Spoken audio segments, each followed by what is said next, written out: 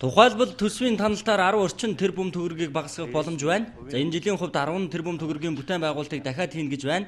За анхны цас аль хэдийн орчихсон өвөл хаяанд ирчихлээ. За одоо барьдаг барилга гэж байхгүй тэгэхээр энэ мөнгийг эсвэл эх оны төсөвт хийж шилжүүлэх, цалингийн зэсрүүгээ шилжүүлэх саналыг Отхон баяр гишүүн гаргасан. Гишүүдийн хувьд таналтын бодлого байндаа тусахгүй байна гэж шүүмжилж байлаа. Улсын төсөвтэй холбоотой асуудал дээр ажлын хэсэгт орж ажилласан гишүүд өөрсдийнхөө эрх ашгийг тусгахоллоо. За уг нь бол ажлын хэсэг иймэрхүү байдлаар ажиллах учиргүй, сүүлийн жилүүдэд төсөв ярихаар дуугүй байж байгаад өөрийнхөө сонгогдсон тойрогт ахиухан юм авчихъя гэсэн гишүүд их болж. За иймэрхүү байдлаар асуудалд хандахгүй байхыг зарим гишүүд учирлсан. За харин ажлын хэсэг багтсан гишүүдийн хувьд хий хардалд бас хэрэглээ намжаахыг хүсэж байлаа. Оруулалтын зардлын хэмжээ юм болж хэрэгтэй дээ. Худлаа шүү дээ. Тэр ямар ч юм орлогын хөөсөр байхгүй шүү дээ. Орлогын хөөсөр байхгүй юм дээр ингэж орлого нэмэгдүүлээл тэг ажлын хэсэгт ажилласан хэд хүмүүс ингээ хардуулаад авах шаардлага байхгүй шүү дээ. Энэ төсвийн урлагаас хамаарахгүй хөгжлийн банкны санхүүжилтээр суудсан төсвийн хөрөнгө оруулалтын санхүүжилтийн 3 дугаар хавсрал. Яг тань шиг ийм проблемууд бүх гишүүдэд байна. Надад ч байна. Нэг суулгаагүй. Энэ чинь ажил нь хийгдсэн. 15 оны төсөвт суудсан.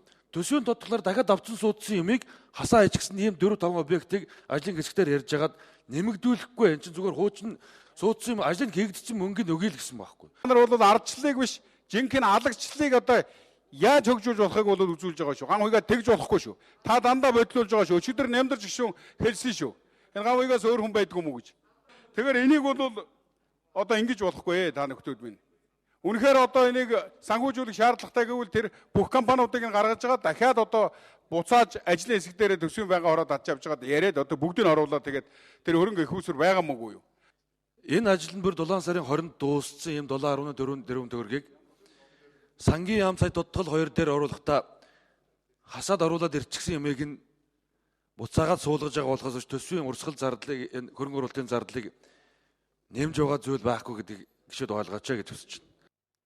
Төсөвт тодтол хийх болон дагалдах хуулийн төслүүдийн 2 дахь хилцүүлгийг их хурл үдээс өмнө хуралдаанаар хийсэн. Шинээр бүтээн байгуулалтын ажлыг эхлүүлэхгүй тансан мөнгөөр эдийн засгаа дэмжихийг гишүүд уриалж байсан. За үдээс өмнөх хуралдааны үеэр цалингийн асуудлыг гишүүдийн хувьд хөндөж байлаа. Энэ чойжсрын гишүүн их хурлаар их юм хэлдэг юм л да. Янз янзын ажилдаар ордог ингээд төсвийн жил болгон төсвдөр орж ирээд нэг ингээд өмөлөд яадаг. Тэгээ одоо ерөөсөн энэ төсвдөр мэрэгсэн нэг хэдэн хүмүүс байгаад байгаа маа. Төсвийн мэрэгжилтэнгүүд гэдэг юм уу, төсвдөр мэрэгсэн хэдэн хүмүүс байгаад байгаа. Сонин юмчиг болох юм да. Ажил хийхээр ажил хийлээ гэх юм. Тэгээд улсын их хурлаар ярьж байгаагаа ажил гэж боддог. Одоо энэ Бат Эрдэнэ аваргаас ахуулаад ийм усуд байх. Одоо энэ ажлын хэсэг чинь одоо чойжсрын гишүүн мэдж байгаа, даваасрын гишүүн мэдж байгаа. Бид нар ямар ч нэг 4 орой 23 цаг хүртэл ажилласан шүү дээ. Тий. Тэгээд энэ ажил хийнэ гэж сонгогдсон гэж ингэж ойлгоод байгаа. Тэгээ хууль бус юм ширхэж хийгээгүй. Тэгээд аймаар хардна. Энэ дотор баян зэрэг төр гэж юу ч байхгүй байгаа үстэй. Цалинтай холбоотой асуудал дээр гишүүдийн хувьд хасахгүй гэдэг дээр саналаа нэгтгэсэн. Их хурлын даргын хувьд цалин бууруулахгүй бол цомгтол гэсэн гарц үлдээд байгаа. За эдийн засгийн хямралыг давахын тулд бодиттой байх учиртайг хурлын дарга сануулсан юм.